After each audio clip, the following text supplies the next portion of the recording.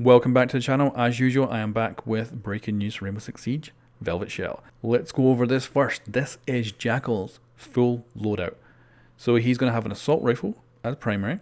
He's going to have a shotgun as a primary. He's going to have an SMG with a 50 round magazine as a primary.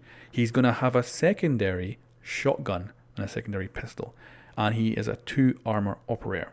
And we get a little tease of actual gameplay from Jackal as well. However, it's pretty short. We get to see him kill a couple of guys. We get to see his gadget getting used once. So we don't really get to see if there's anything deeper to this operator. But we certainly get to see him using his secondary shotgun very effectively. But we get to see that he's got stun grenades and also that his assault rifle is fully automatic.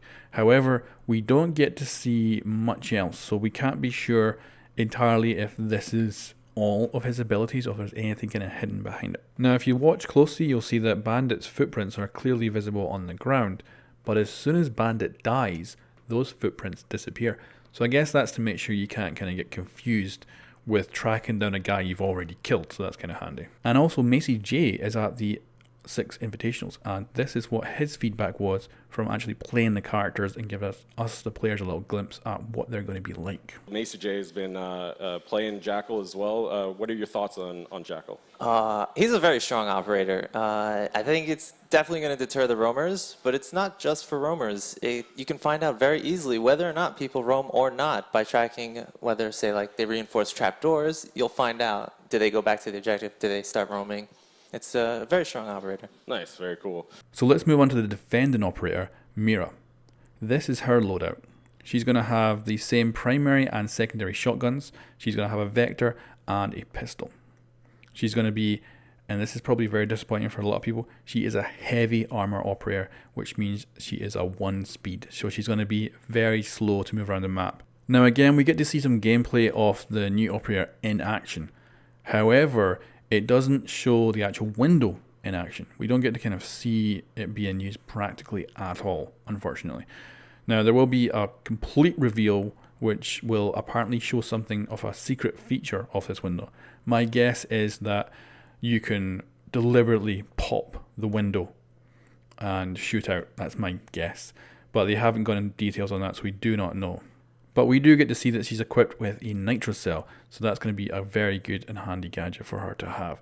We've also been confirmed that she will have 2 windows and they are mirrored, so you will only be able to see in and out from one side. And again, we have a quick clip of Macy J giving us a bit of an idea of how this operator will play in actual games when we get hold of them. Macy, you got your hands on Mira as well. What did you think of her?